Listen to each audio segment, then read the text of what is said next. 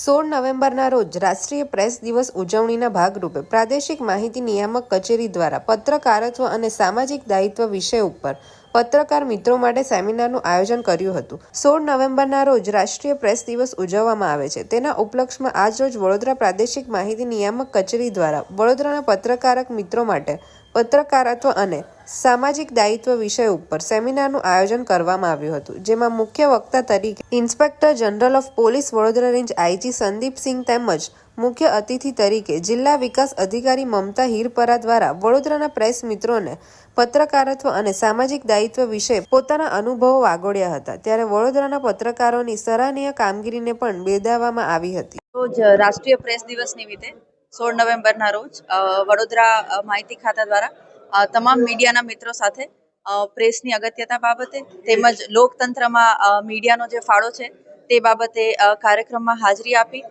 તમામ મીડિયાના મિત્રો સાથે મીડિયાની સકારાત્મક ભૂમિકા તેમજ તેમનો દેશના વિકાસમાં શું રોલ છે તે બાબતે ચર્ચા કરી. તમામ મીડિયાના મિત્રોને રાષ્ટ્રીય પ્રેસ દિવસ નિમિત્તે ખૂબ ખૂબ શુભકામનાઓ અને આપનો રોલ ખૂબ જ અગત્યનો છે. આપ આપના કાર્યમાં સારી એવી કામગીરી અને પ્રગતિ કરો તેવી તમામ મિત્રોને ખૂબ ખૂબ શુભકામનાઓ. ધન્યવાદ. ઉપસ્થિત રહ્યા આપના પણ પ્રેસ સાથેના અનુભવો આપે વાગોળ્યા છે. શું માનો છો પત્રકારિત્વ અને સિસ્ટમ એ રીતે એકબીજાના પર્યાય છે અને તમારા અનુભવો શું છે? હવે આજ રોજ આપણે 16 નવેમ્બરના દિવસે જ્યારે રાષ્ટ્રીય પ્રેસ દિવસની ઉજવણી કરીએ છીએ ત્યારે આપ બધા મિત્રો સાથે અમે જે ચર્ચા વિચારણા કરી છે અને અમારા જે અત્યાર સુધીના અનુભવ છે એમાં મીડિયાની જે મુખ્ય જવાબદારી છે એ મુખ્ય જવાબદારીના જે પાલન અને અનુસરણ જે મીડિયા કરી રહી છે એ અભિનંદનના પાત્ર છે. મીડિયા સમાજને સાચી વાસ્તવિકતા બતાવવાનું કામ જે કરી રહી છે, સાચી રિપોર્ટિંગ જે કરી રહી છે, એની સાથે સાથે જે મીડિયાની ફ્રીડમ છે, ફ્રીડમની સાથે જે એની પોતાની રેસ્પોન્સિબિલિટી છે, એ એથિકલ જર્નલિઝમના માધ્યમથી જે મીડિયા કરી રહી છે એ અભિનંદનના પાત્ર છે. આપ બધાના માધ્યમથી હું સમગ્ર દેશની રાજ્યની મીડિયાને અભિનંદન પાઠવું છું. જે રીતે તંત્રની સાથે મળીને જે કંઈ વસ્તુ અમુક સમય અમારા ધ્યાને ના આવતી હોય એ પણ મીડિયાના માધ્યમથી અમારી સમક્ષ આવી રહી છે.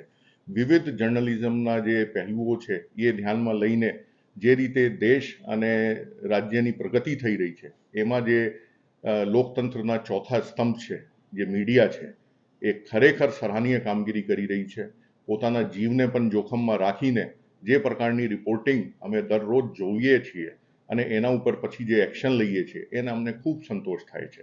આવનાર વર્ષમાં પણ આપ લોકોના માધ્યમથી હું તમામ મીડિયા અમારા મિત્રોને એ આહ્વાન પણ કરું છું અને મને 100% ખાતરી છે કે જે રીતે અત્યાર સુધી એક મીડિયા સાચી રિપોર્ટિંગ કરતી આવી છે એ જ રીતે આવનાર વર્ષમાં પણ કરશે.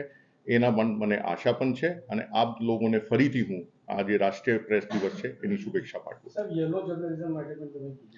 યલો જર્નલિઝમ જે અત્યારે આખા દુનિયામાં એક ડિબેટના વિષય છે.